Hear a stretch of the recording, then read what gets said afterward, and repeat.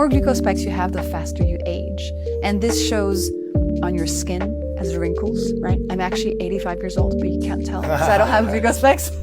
Did you know that as a human being, from the moment you're born, you slowly glycate? You slowly cook. You start to cook. Yes, like a chicken in the oven. And then when you're fully cooked, you die. I know it sounds crazy, but it is true. And on the inside, you're actually browning. So if you look at the cartilage of a baby, it's white. If you look at the cartilage of somebody who's 100 years old, it's brown. It's been glycated. Glycation is cooking and it's aging. Now, why am I telling you this? Because every time you have a glucose spike, it accelerates glycation. Glucose causes this cooking, causes this glycation, causes this aging. So the more glucose spikes you have, the faster you age.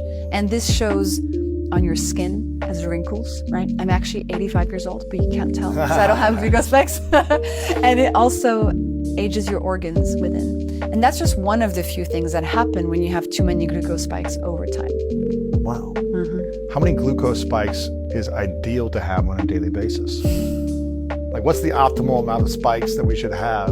As little as possible, I would say. How do you keep, I mean, besides not eating, I guess, how do you not have a glucose spike when you're eating foods? You avoid eating too many carbs on their own. Too many carbs for breakfast, too many processed foods.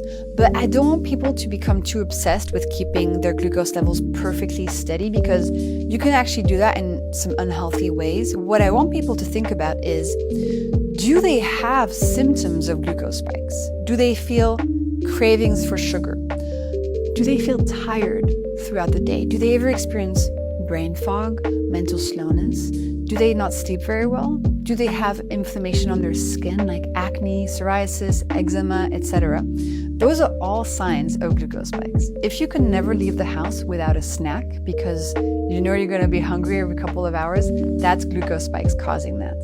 And so as we implement these hacks, you can actually check in with yourself and see that these symptoms are improving. You don't have to wear a glucose monitor. You don't have to track your glucose levels to see the spikes or the no spikes. You will feel better. And pretty quickly too, because your glucose levels respond in a matter of minutes to what you eat and what you do. So I recommend people learn to check in with themselves and see how they feel. What is the optimal amount of eating in a day to manage glucose in a good way? Are you into intermittent fasting? Yeah. Kind of? Yeah. It's been very trendy recently, but you don't actually need to fast for many hours a day to have healthy glucose levels. You don't need, no, it's more about what you eat, right? So you don't need to skip breakfast. You don't need to skip dinner. No, you don't need to have 500 calories a day No. and restrict calories. No.